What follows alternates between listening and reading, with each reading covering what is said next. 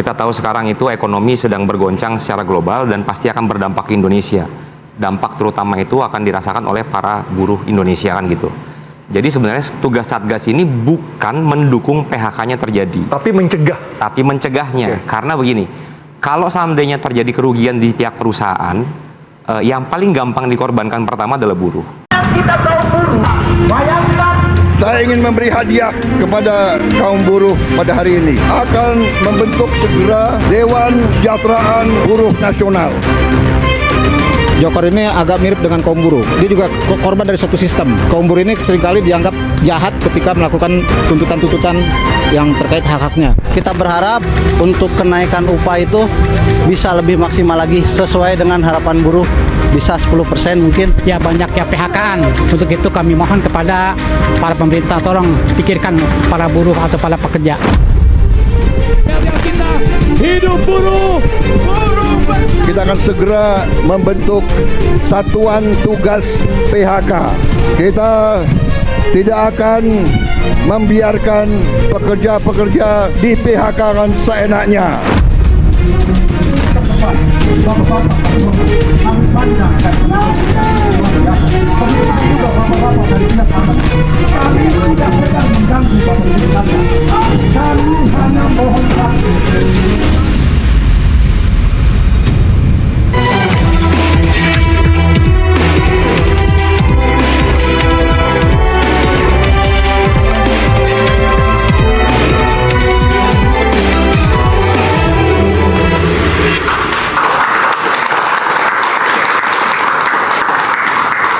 Hari Buruh Internasional atau May Day setiap 1 Mei ini bukan sekedar peringatan, tapi pengingat.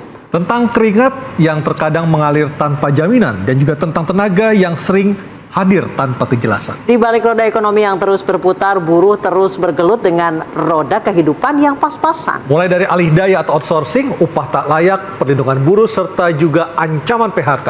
Lalu apa sebenarnya solusi yang terbaik untuk permasalahan buruh di tanah air? Bersama saya, Aryo Ardi, Saya Anissa Dasuki, inilah interupsi. Satgas PHK, Harapan dan Realita.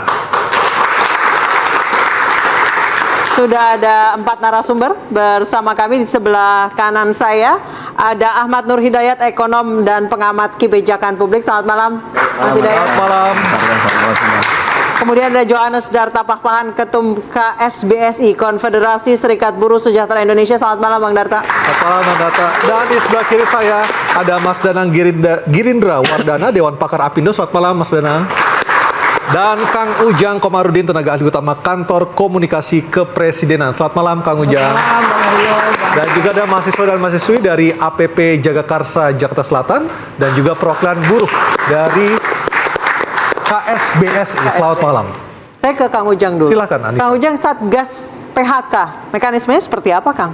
Ya. Siapa komponennya di dalamnya, ada siapa aja? Ya tentu apa yang disampaikan Bapak Presiden sudah berdasarkan pada mekanisme dan aturan-aturan dan tentu juga kebijakan yang berpihak kepada buruh. Artinya Satgas ini dibentuk untuk memastikan bahwa buruh itu terlindungi, bahwa buruh itu harus sejahtera, maka harus ada pihak-pihak yang memang mendrive, mendorong, dan itu ya dilakukan berbagai macam komponen bangsa. Ya bisa di situ ada pemerintah, di situ ada pengusaha, di situ ada kalangan buruh. Sehingga apa? Sehingga betul-betul buruh ini negara hadir di tengah-tengah buruh sehingga memastikan bahwa ke depan itu wajah buruh itu betul wajah yang sejahtera, wajah yang memang diperhatikan oleh negara. Oke, hanya sekedar sampai ke penyelesaian ke haknya sebagai buruh yang di PHK atau sampai digiring sampai nanti dapat kerja lagi? Kami menginginkan ya pemerintah itu hulu ke hilir itu tuntas. Tetapi tentu dengan dinamika yang ada ya, dengan persoalan-persoalan yang ada, masalah-masalah yang ada, kita mencoba untuk menyelesaikan satu persatu benang merahnya. Yang pasti Bapak Presiden memastikan kepeduliannya sangat tinggi. Bagaimana Bapak Presiden 4 kali ikut kontestasi dan selalu bersama-sama dengan buruh. Bagaimana pidatonya di tanggal 1 Mei 2014 sangat menggugah gitu. Bagaimana anak buruh itu bisa jadi jenderal. Oke. Lalu juga bisa jadi profesor. Bisa jadi orang sukses, jadi orang hebat. Nah ini kan harus didorong oleh negara, oleh pemerintah. Tentu bekerja sama dengan seluruh komponen bangsa. Dan itu ya adanya di pengusaha yang memang menyediakan lapangan pekerjaan. Tapi juga buruh yang memang mereka-mereka itu apa ya, pendorong roda ekonomi bangsa. Dan saya merasakan kok, saya jadi dosen gitu ya, bagaimana kita bekerja keras untuk memastikan mencerdaskan kehidupan bangsa.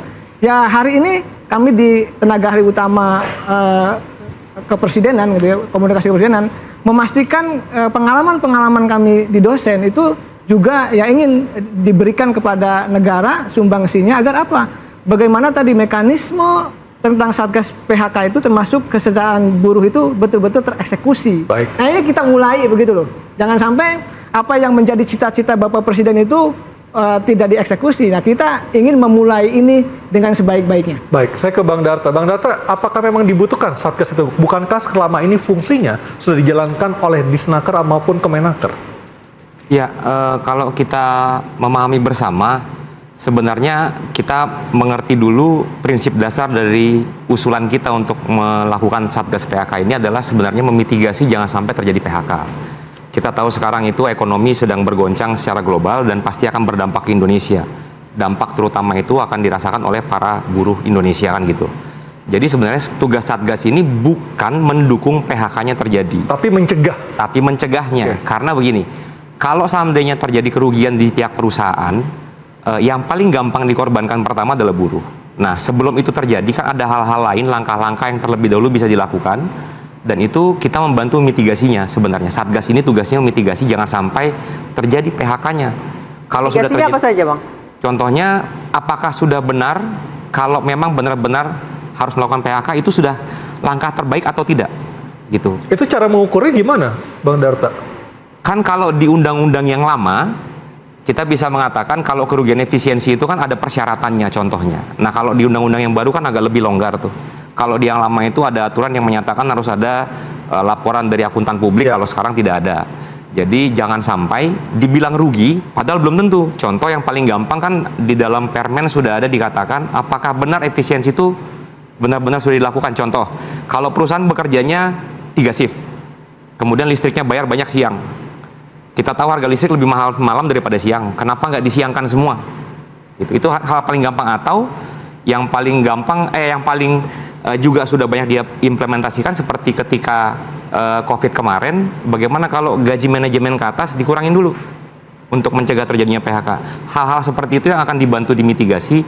Apakah itu sudah benar terlaksana sehingga harus terjadi PHK atau tidak? Baru tadi sudah disampaikan juga karena ada pemerintah di sini, apakah ada langkah lain yang bisa kita lakukan dengan kehadiran negara untuk mencegah terjadinya PHK ini? Artinya ini tidak cukup ketika hanya dijalankan oleh Kemenaker saja seperti itu? Tidak bisa. Oke. Ini harus semuanya ikut ambil. Dan kekhawatiran Anda tadi adalah salah satu adalah manipulasi data dari manajemen sehingga menyebabkan PHK seperti itu ya? Betul, iya. Oke. Saya ke Mas Hidayat, realitanya visible nggak? Ya sebenarnya kita ini punya dihadapkan kok bentuk banyak-banyak satgas, bentuk lagi dewan Jadi nggak kesejahteraan efisien buruh. juga kan? Katanya mau efisiensi. Itu mengundang orang baru sama aja kan menyiapkan sejumlah anggaran. Ya. Mata anggarannya apa? Ya, padahal kita ini sudah punya jelas ya mengenai ketenaga kerjaan, kita punya Kementerian Tenaga Kerja.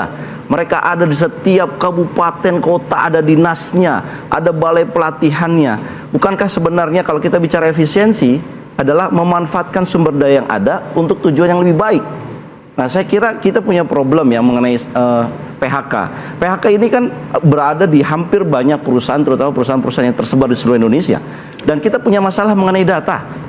Misalkan angka PHK di tahun 2024 disebutkan 77.000 sekian. Saya nggak yakin tuh 2024 kemarin 77.000.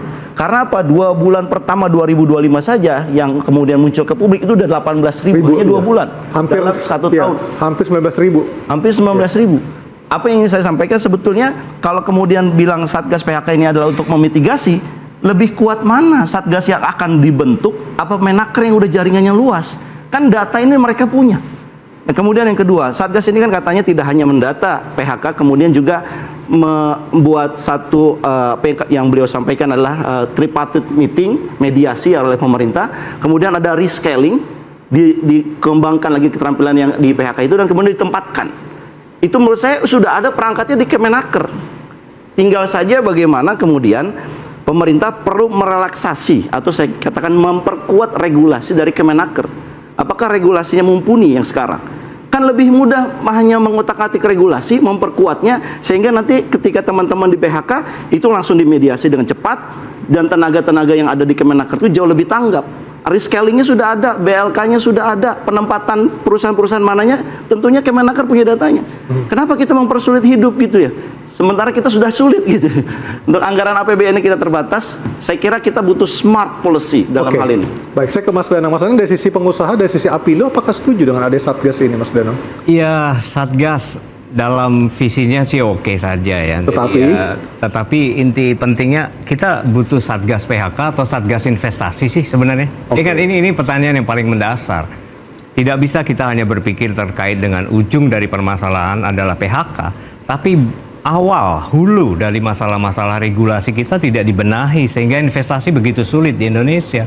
Karena dunia usaha dan pekerja itu seperti sisi satu koin dua sisi. Tidak ada pekerja tanpa pengusaha, tidak ada pengusaha tanpa pekerja juga.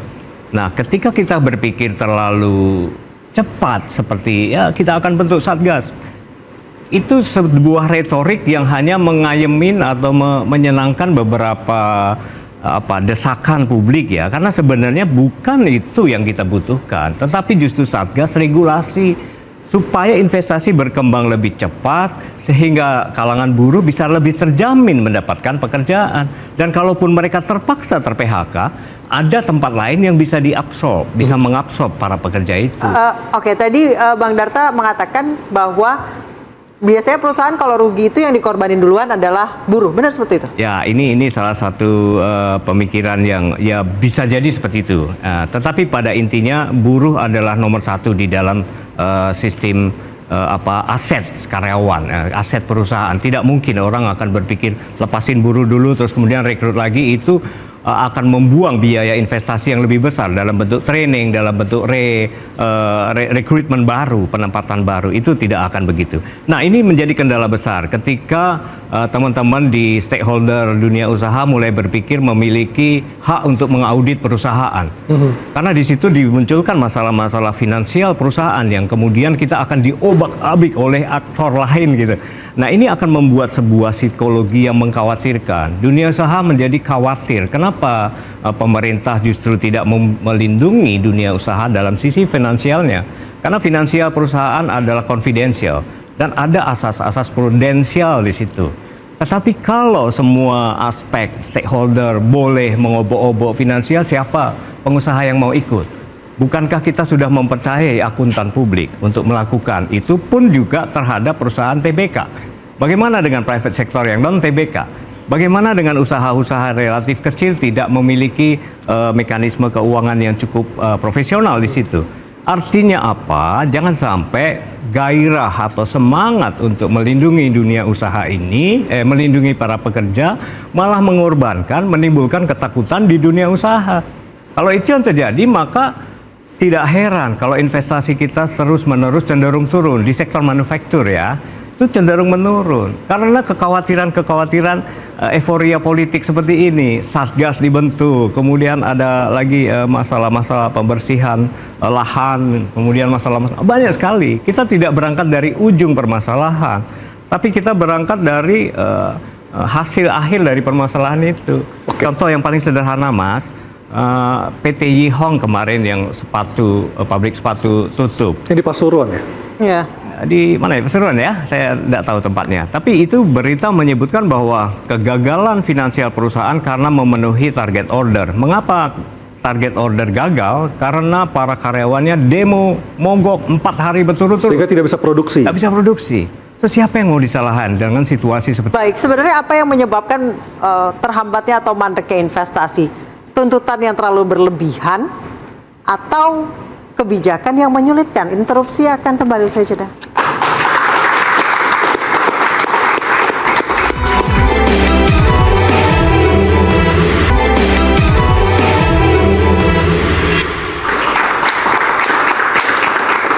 Bang Darta, tadi Anda juga datang ke Monas, Anda melihat pidato Presiden yang begitu berapi-api sampai lepas baju dan juga sangat happy sekali kelihatannya. Tapi apakah buruh happy mendengarkan pidato Presiden, penjelasan Presiden? Happy. Karena jujur dari beberapa...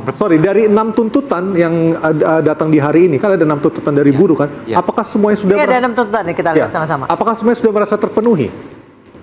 Belum semuanya, tapi setidaknya ada kepala negara yang saat ini berani berhadapan langsung permintaan buruh di depan buruhnya gitu. Oke. Ya, ini ada tuntutan buruh untuk May Day hari ini, pemberian upah layak, penghapusan outsourcing atau alih daya. Lalu juga ada pembentukan Satgas PHK tadi sudah kita bahas, dan juga pengesahan RU Ketenagakerjaan yang baru pasca putusan MK.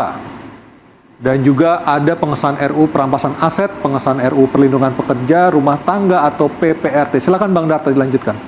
Ya, jadi kalau kita mendengar tadi pidato Presiden kan dari 6 hal itu beliau mengiyakan soal outsourcing dengan catatan, penghapusan outsourcing dengan catatan, kemudian beliau mengiyakan soal undang-undang yang baru, undang-undang ketenagakerjaan dan undang-undang pekerja rumah tangga. Kemudian ada Satgas juga diiyakan sama beliau, yang tadi hanya tidak dibicarakan itu cuma masalah upah. Perampasan aset juga disinggung tadi ya? Perampasan aset juga disinggung karena beliau mengatakan anti korupsi. Jadi dari 6, 5 sudah dijawab langsung oleh Presiden.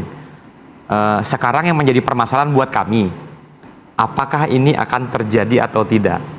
Gitu. Jadi kalau buruh tadi kita begitu bersemangat mendengar pidato beliau, pertanyaan selanjutnya, apakah ini... Buruh dikasih kanal untuk follow up nggak Bang?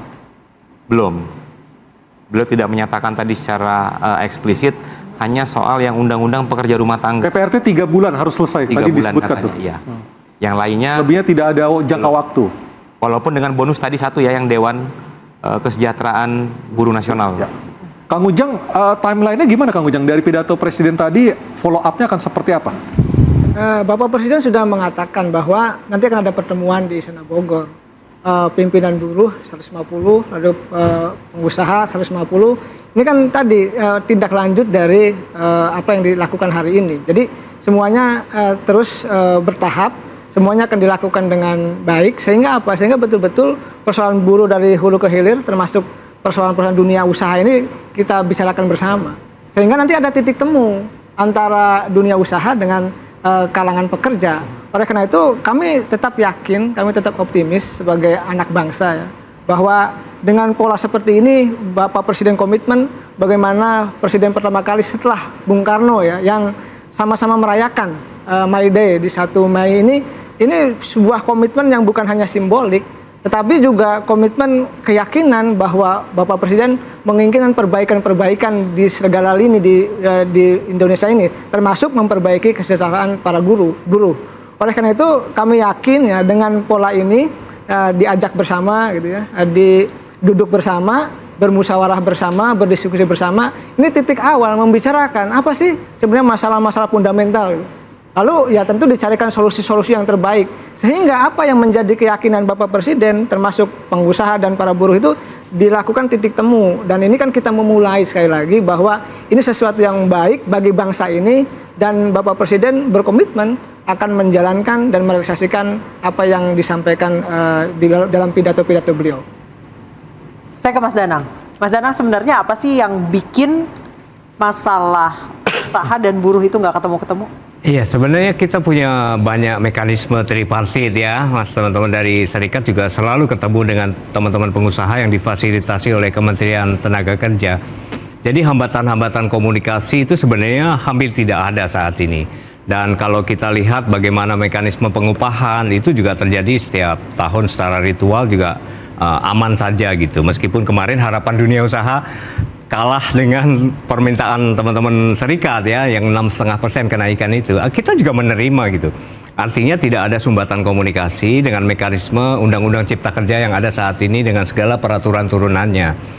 Tapi permintaan dan keinginan ini selalu berlebih kan, selalu bertumbuh setiap tahun, dan kita harus melihat tidak hanya sisi non sewu, tidak hanya sisi kesejahteraan pekerja sebagaimana Presiden Prabowo sangat concern, tetapi bagaimana dengan sisi pengusaha, karena di sisi pengusaha dalam situasi saat ini yang sedang mengalami begitu banyak guncangan internasional, terus kemudian market dalam negeri kita juga sedang terpuruk.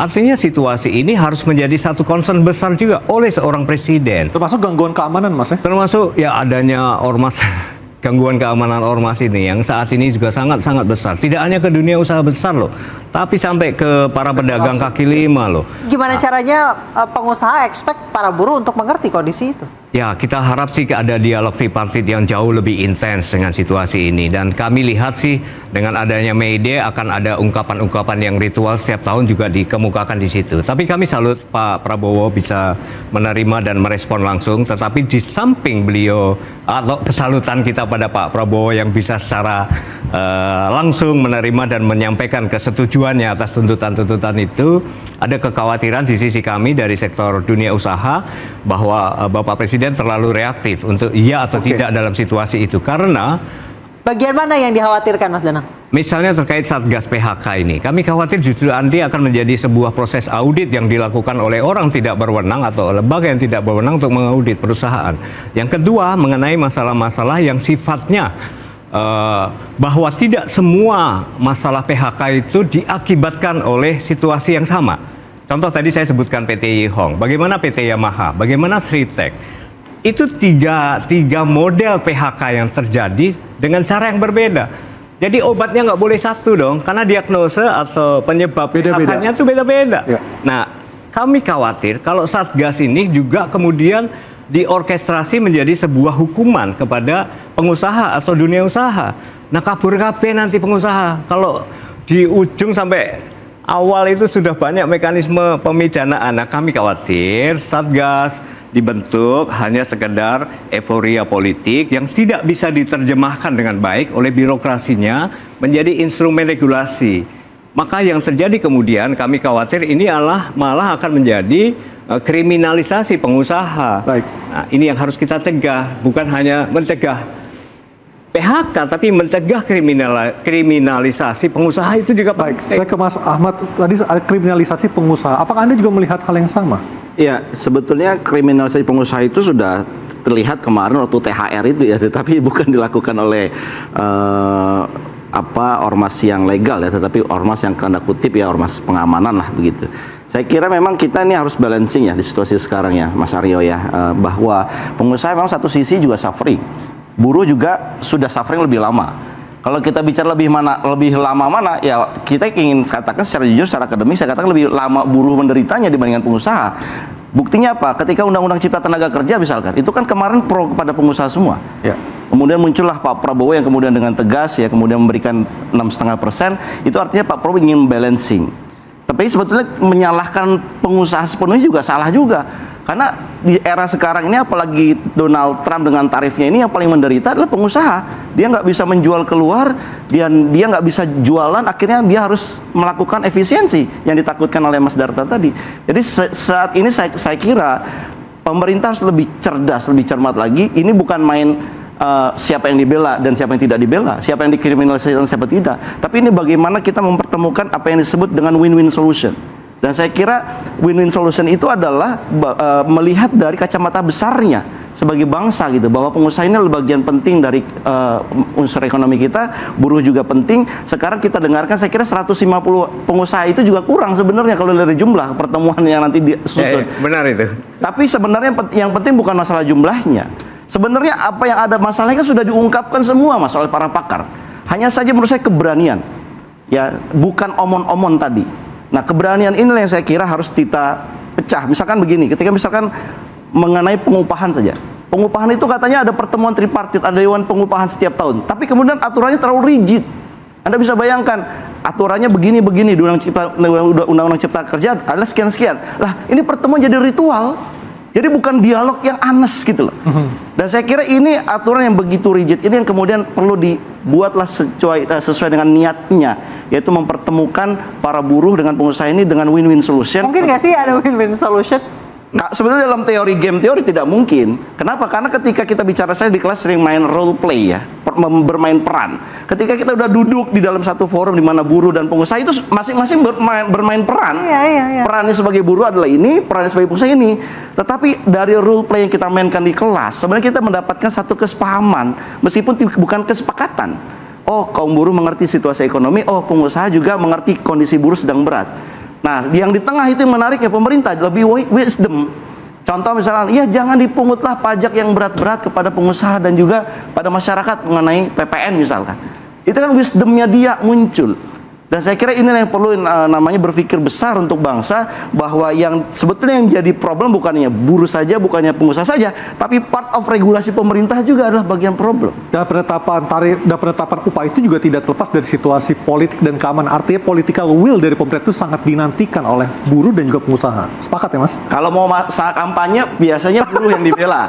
1 tahun mau kampanye biasanya buruh bela. Tapi berikutnya akan beda lagi. Oke, terus saya akan kembali saja dah.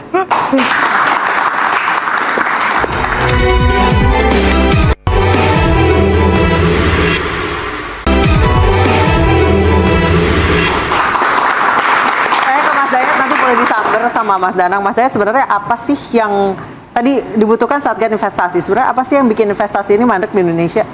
Kita kalau bicara investasi tidak... Apple dari China pindah ke India, iya, kenapa pindah ke Indonesia? Dari perang tarif ini kan Apple mengumumkan akan pindah ke India, ya, tidak di Foxconn lagi. Artinya dalam perang dagang ini India kelihatannya lebih punya mendapatkan keuntungan, keuntungan dari perang Amerika dengan Cina. Harusnya Indonesia bisa. Nah, tapi kalau balik lagi ke pertanyaannya investasi, apa sih masalahnya? Saya pikir pertama adalah geopolitiknya yang lagi sedang tidak baik. Jadi Trump ini membuat investor terutama yang dari asing berpikir, oh lebih baik saya balik lagi, karena akan banyak insentif dari mereka. Kan ini juga kelihatan bagaimana nilai tukar kita yang anjlok hampir 17.000, IHSG kita yang ditunda sementara. Ini sebenarnya udah tren global bahwa investor-investor besar itu sedang berpikir untuk kembali ke Amerika. Nah, sementara kita sebetulnya punya dalam segi portofolio investor, kan kita bisa membagi investor Western dan Eastern. Nah, sebetulnya kita bisa memasukkan Eastern ini kepada investasi kita yang serius. Ya, tapi kemudian kan mereka punya demand yang tentunya cukup merugikan kita kemarin-kemarin, yaitu apa? Tenaga kerja asingnya di bawah juga. Ya. Nah, kemudian kita kan akan mengganggu dengan teman-teman lokal kita. Nah, tapi saya kira sebetulnya kalau kita bicara investasi, kecanggihan kita, diplomasi kita luar negeri itu nanti akan mengundang. Canggih nggak kita dibandingkan dengan Vietnam, dengan India, dengan negara tetangga? Kalau kita canggih dalam menawarkan insentif buat kita masuk, mereka masuk, bisa jadi mereka akan masuk secara masif. Dan saya kira itu yang sedang diupayakan sama Pak Prabowo, meskipun itu masih baru sebatas retorika. Saya belum melihat satu hal yang prinsipil yang berubah ya dari. Kalau faktor dari pendorong atau bukan pendorong, penolak dari internalnya apa dari dalam negerinya? Kalau dari internalnya saya kira kita banyak ya. Yang pertama adalah kita agak bingung juga, upah buruh dianggap mahal. Padahal sebenarnya kalau kita lihat tanya ke buruh, teman-teman buruh, mereka bilang enggak, kita kekurangan. Nah, jadi kita tidak lagi kemudian saya kira menawarkan buruh murah untuk investor mereka masuk, tapi kita menawarkan ini loh buruh-buruh kita yang terampil dan mereka hebat. Dengan keterampilannya itu dibandingkan negara lain mungkin lebih murah. Baik. Tapi bukan lagi yang massal seperti kemarin itu.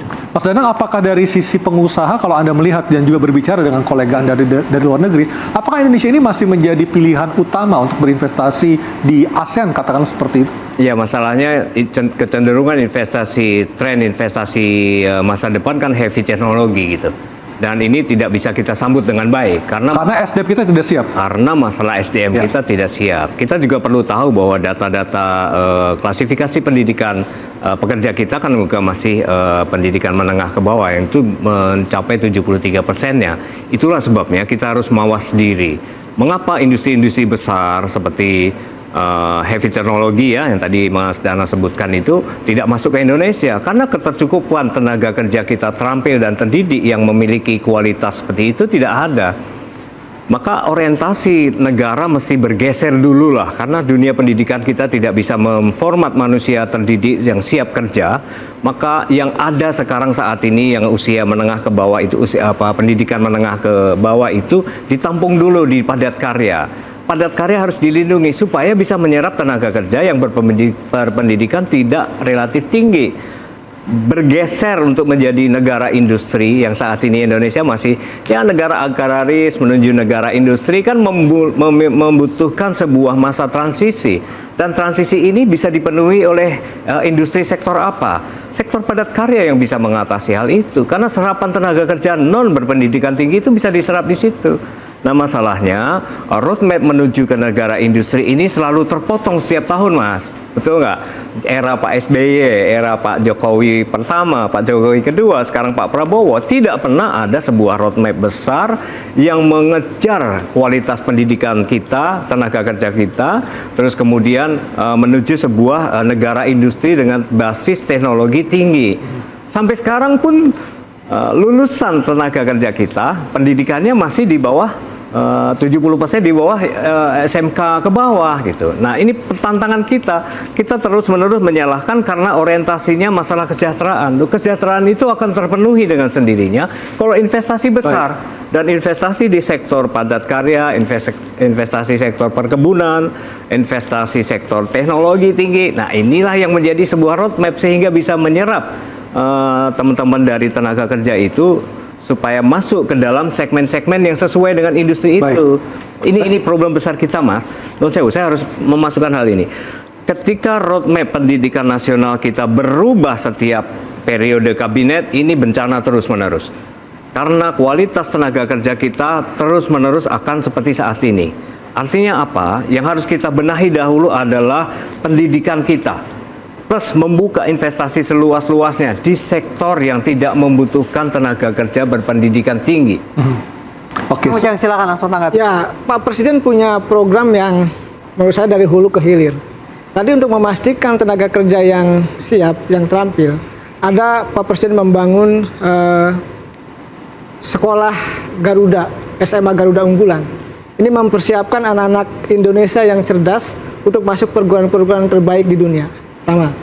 Yang kedua ada sekolah rakyat untuk memutus mata rantai dari kemiskinan-kemiskinan yang ada di seluruh Indonesia.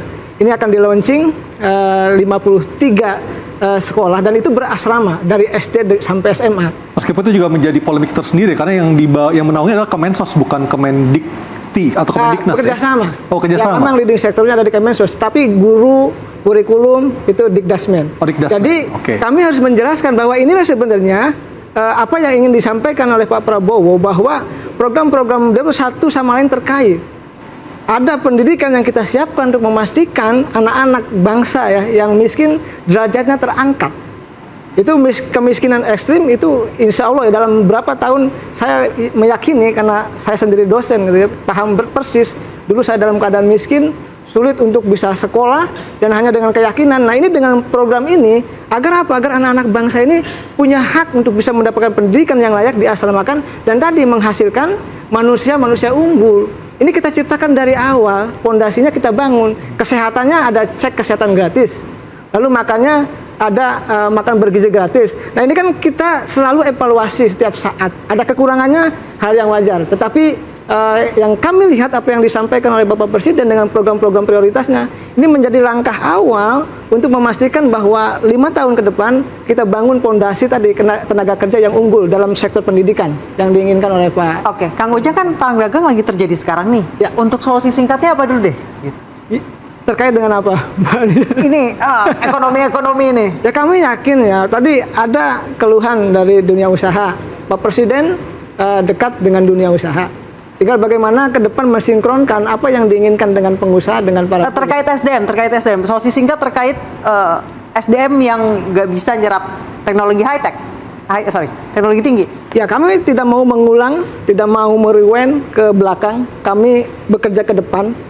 Pondasi pemerintahan Pak Prabowo yang baru 6 bulan, kami ingin menciptakan goal-goal ya, tujuan-tujuan yang terukur, yang pasti, sehingga keluhan-keluhan dunia usaha yang SDM-nya kurang, itu minus atau problem ini bisa diselesaikan dengan solusi-solusi yang ada pada program prioritas Bapak Presiden.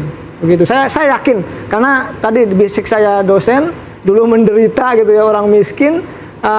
Bisa berjuang apalagi disediakan oleh negara begitu. Insya Allah mudah-mudahan ini bisa menjadi solusi ke depan sehingga betul-betul negara hadir di tengah-tengah. Tapi Kang, Ini saya kurang-kurangnya. sedikit mau menginterupsi karena dari dulu pemerintah selalu bilang akan ada kita bikin pendidikan. Apakah sektor usaha ditanya pendidikan apa yang dibutuhkan? Baru tenaga kerja seperti apa yang disiapkan. Sampai hari ini kita nggak tahu sektor unggulan Indonesia itu apa. Kita selalu bilang sektor unggulan kita sekarang nikel. Apakah nikel menghasilkan lebih besar dari sawit? Sawit itu tidak berpendidikan tapi skillful. Karena sarjana S1, S2, S3 nggak bisa nodos, Pak. Gitu loh. Mereka skill, tidak berpendidikan, pendidikan tidak tinggi tapi memiliki skill. Jadi kalau dibilang tenaga kerja Indonesia tidak skillful, saya tidak sepakat. Tapi apakah pemerintah tentukan dulu kan seharusnya ini sektor unggulan kita nih. Baru industri akan menyusul, tersedia lapangan pekerja buat kita. Pekerja mempersiapkan diri untuk industri itu. Sampai hari ini kita belum tahu apa sektor unggulan kita. Jadi bagaimana mungkin kita nyusun roadmap, nggak tahu tujuan ending goalnya di mana. Saya kasih contoh, tahun 80-90-an itu sektor unggulan kita garmen dan tekstil, betul Pak ya? Sekarang sampai dibuat institutnya, sekarang tutup. Ya. Garmen tekstilnya tutup nih. Kawan-kawan kita puluhan ribu menjadi yang tadi pengangguran. Saya tambahkan ya kalau boleh. Sebetulnya jawabannya pemerintah bisa nggak sih yang dibilang sama Pak Danang tadi bahwa SDM kita itu pendidikannya rendah itu langsung diserap. Yang padat karya yang dibilang Pak Danang itu kan TPT, tekstil, pekerjaan kaki, atau pertanian misalkan. Nah kalau kita bicara industri TPT tekstil aja, Sritex bangkrut yang kita banggakan sejak Orde Baru. Kenapa dia bangkrut? Karena cost of fund dari pembiayaannya terlalu besar. Nah bisa nggak misalkan, oke, pemerintah menjamin bahwa dunia padat karya, industri padat karya tidak boleh ada yang bangkrut. Kalau ada masalah pembiayaan, negara yang akan top up pembiayaannya. Kenapa? Karena kita ini sudah terlama rezim suku bunga tinggi. Bisa nggak pemerintah meyakinkan perbankannya sendiri ataupun Bank Indonesia untuk menurunkan suku bunga supaya pengusaha-pengusaha Sritex seperti Sritex ini, TPT ini yang padat karya tidak punya kesulitan pendanaan sehingga mereka tidak PHK. Saya kira jawabannya itu. Kita kembali lagi mengedepankan TPT ini atau industri pertanian yang katanya mau dikembangkan tapi kita belum pernah punya industri makan minum yang kredibilitasnya tinggi. Kita bicara Unilever misalkan, Unilever punya asing. Produk kita pertanian katanya. Bisa nggak kita masukkan ke industri makan minuman yang lebih canggih sehingga kita mengekspor ke Singapura kacang kedelai dalam bentuk susunya. Itu kita belum pernah menjalankan dan belum cukup serius menjalankan itu. Padahal itu padat karya. Ya, ini juga akan menyambung soal rencana relaksasi TKDN. Itu juga berbahaya bagi dunia usaha dan juga dunia pekerja. Kita akan segera kembali sesaat lagi, tetaplah bersama kami di Interupsi.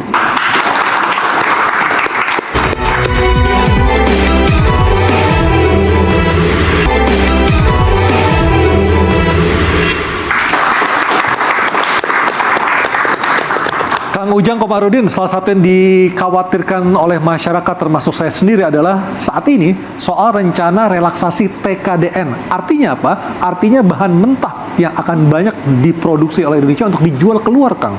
Itu rencana pemerintah sebenarnya seperti apa sih, Kang Ujang? Ya tentu ada proses hilirisasi kan yang memang menjadi concern pemerintah. Yang pasti sumber daya alam itu dipastikan untuk kepentingan rakyat Indonesia itu dulu yang paling penting. Yang kedua, terkait dengan persoalan-persoalan sumber daya alam yang begitu melimpah ini kan Pak Presiden sedang memfokuskan bahwa kan banyak persoalan nih, banyak problem yang dari dulu harus diselesaikan. Salah satunya misalkan Pak Presiden selalu dalam pidatonya mengatakan banyak izin-izin yang misalkan izinnya 1 hektar, tapi ilegalnya banyak. Ini kan sedang dikembalikan nih kepada negara melalui salah satunya BUMN Agrinas. Oleh karena itu ini menjadi penting untuk diketahui oleh seluruh rakyat Indonesia bahwa Presiden ingin bahwa sumber daya alam kita ini dikuasai oleh negara dan digunakan kepentingan untuk masyarakat seluruhnya yang untuk kepentingan masyarakat Indonesia. Oleh karena itu kami yakin ya niat baik Pak Presiden ini harus disambut dengan baik. Sehingga apa? Sehingga apa yang menjadi program hilirisasi, program tadi sumber daya yang begitu melimpah itu betul-betul diambil negara untuk kepentingan dan kesejahteraan rakyat. Oke. Nah, ke depan tadi kita dari awal ya buruh, semua petani, nelayan, termasuk pengusaha, kami pemerintah bersepakat bersama membangun bangsa bersama. Kita mulai gitu. Yang dulu biar dulu, yang lalu biar lalu. Kita memulai. Ada hal yang inilah yang ingin dibangun oleh Bapak Presiden. Makanya hadir di Oke. My Day ini menjadi tolak penting ya, tolak dasar untuk memastikan bahwa pembangunan Indonesia itu tidak bisa sendirian. Baik. Tidak bisa hanya dilakukan oleh kami, oleh pemerintah, tapi oleh semua komponen bangsa termasuk pengusaha dan kalangan buruh begitu. Baik, Mas Danang, dari sisi pengusaha, apa langkah cepat dan tepat atau crash program dari pemerintah yang diharapkan untuk mengatasi masalah ekonomi yang saat ini semakin lama, semakin hari semakin turun, Mas Danang? Ya, pertama kita harus menghargai ya visi Bapak Presiden untuk membangun kesejahteraan bangsa ini. Tapi di sisi lain pidato-pidato Bapak Presiden yang cukup banyak mengangkat masalah-masalah kesejahteraan, masalah-masalah perburuhan, masalah hilirisasi sumber daya alam dan segala macam itu, kami juga membuat kecemasan tersendiri dari retorik-retorik Bapak Presiden itu. Karena apa yang beliau sampaikan belum tentu bisa diterima seperti kearifan teknokratnya. Karena perintah Bapak Presiden kan harus diturunkan ke dalam kerangka regulasi. Ya. Ketika diturunkan dalam kerangka regulasi ini kan tergantung pada kepiawaian menterinya menerjemahkan pidato Presiden atau arahan Presiden. Dan kemudian menterinya juga tergantung pada eselon 1, eselon 2-nya untuk mensusunnya menjadi regulasi. Nah, contoh TKDN tadi. Ya. Mas Darta, pertanyaannya sama seperti Aku boleh jelasin yang TKDN Boleh, sebentar silakan. nggak? Nah, TKDN itu adalah salah satu bagian dari kepentingan nasional untuk melindungi industri dalam negeri. Presiden perintahkan untuk mengurangi TKDN atau mengabaikan. Berbahaya itu. TKDN adalah tingkat kandungan dalam negeri. Ketika itu dikurangi, maka banyak kandungan ekspor, kandungan impor akan masuk. Sehingga barang-barang jadi masuk ke Indonesia menjadi sangat luber, Ya. banjir gitu. Ada komponen lain yang disebut dengan kuota. Bapak Presiden, apa kuota itu? Buka aja. Kuota itu justru untuk melindungi juga dalam negeri. Dan di sisi lain kemudian ada juga pengaturan dalam negeri dalam bentuk pertek. Dan Bapak Presiden juga mengarahkan agar pertek direlaksasi, dilonggarkan. Padahal 3 komponen ini adalah bagian penting untuk melindungi industri. Ya. Melindungi industri adalah melindungi teman-teman buruh. Baik. Nah, sekarang masalah besarnya adalah bagaimana birokrat kita bisa menerjemahkan pidato-pidato politik, retorik-retorik politik Presiden itu dalam regulasi Kebijakan. teknokrasinya. Baik. Itu. Saya ke Mas Darta, pertanyaannya sama seperti Kak Aryo ke Mas Danang. Apa yang bisa dilakukan dalam waktu singkat menghadapi masalah seperti ini, tapi keburu? Kalau buat kami yang terutama, karena kita mengikuti prinsip tripartisme dan lain-lain, kita mengikuti prinsip itu artinya kita harus mengedepankan dialog sesama manusianya. Ini mulai dirusak ketika penetapan upah itu dimulai, ini semua dimulai, kerusakannya dimulai ketika penetapan upah dilakukan dengan rumusan. Dia mengesampingkan fungsi manusianya, melakukan rumus. Nah, sekarang kalau bisa, kami akan berusaha untuk mengembalikan itu. Dengan pengusaha dulu secara bipartit, baru kemudian kepada pemerintah. Karena tadi yang sudah dinyatakan juga oleh Bapak tadi itu, kalau seandainya permasalahan mereka akan menjadi permasalahan kami. Karena jujur, untuk mensejahterakan buruh itu Pak, caranya cuma satu kan, majukan dulu perusahaannya baru minta banyak. Kalau mereka tutup, apa yang mau kami minta? Ya. Jadi harus ada memang juga ke aturan yang berjalan itu jangan berubah-berubah. Kayak tadi TKDN, sudah capek pengusaha kita memenuhi itu, sekarang diubah lagi, mau diubah lagi, buruhnya bagaimana gitu loh. Ini kan nggak bisa hanya diputuskan karena kondisi saat ini, harus benar-benar dipikirkan secara matang supaya dampaknya lebih banyak positifnya dibanding negatifnya. Baik, saya ke Mas Hidayat. Mas Hidayat, kalau lihat dari kondisi Indonesia saat ini, PHK banyak, pengangguran banyak, lulusan universitas banyak, Menganggur. tidak terserap. Ini kegagalan dalam mengelola bonus demografi kah? Bisa disimpulkan seperti itu? Ini menuju kegagalan, belum gagal. Bisa dirubah, dan saya kira janjinya Pak Prabowo untuk merubah itu, jangan sampai kita menjadi negara yang Pak Prabowo bilang, katakan negara yang tidak memanfaatkan demografi ini, bonus demografi ini. Tapi bagaimana caranya? Omong-omong sudah selesai lah, retorika sudah selesai. Yang perlu adalah tindakan konkret. Salah satu konkretnya menurut saya TKDN itu harga mati harusnya. Kalau mau malah TKDN untuk sektor tertentu dinaikin untuk melindungi kita. Kalau untuk negosiasi sama Trump, bukan TKDN. Kita bisa menawarkan mineral kritis yang saat ini baru dikembangkan oleh salah satu negara, belum Amerika, belum ada. Mereka bisa masuk ke situ. Saya kira ini yang apa istilahnya, publik butuh konkret, bukan hanya retorika saja. Implementasinya apa selanjutnya setelah Hari Buruh ini buat kalangan buruh? Artinya kalau kita melihat kondisi saat ini, apakah Anda cukup yakin dengan janji-janji Presiden tadi siang di Monas? Saya melihat ada beberapa yang agak sumir ya, ketika misalkan bicara mengenai ada bentuk dewan-dewan lagi, Dewan Kesejahteraan Buruh apalah namanya, Satgas lagi. Saya rasa kalau kita pengen konsisten dengan kalimat efisiensi, ini nggak perlu ada. Yang ada optimalisasi yang sudah ada. Optimalisasi ini apa? Jangan sampai ada APBN yang keluar lagi untuk membentuk organisasi baru. Loh, kemarin kita kritik menterinya, wakil menterinya kebanyakan, ini juga masih belum direspon. Jadi saya kira sudahlah, tidak perlu ada dewan-dewan baru lagi, sudah tidak perlu ada lembaga-lembaga baru lagi, yang sudah ada manfaatkan, dan ini sudah ada 40 KL. Udah banyak nih orang yang terlibat di sini. Kok masih bentuk-bentuk lagi? Saya kira tidak bijak untuk efisiensi APBN. Baik, dan kita juga harus menunggu juga hasil revisi Undang-Undang Ketenagakerjaan pasca putusan MK tahun lalu ya, Iya. Mas Danang ya.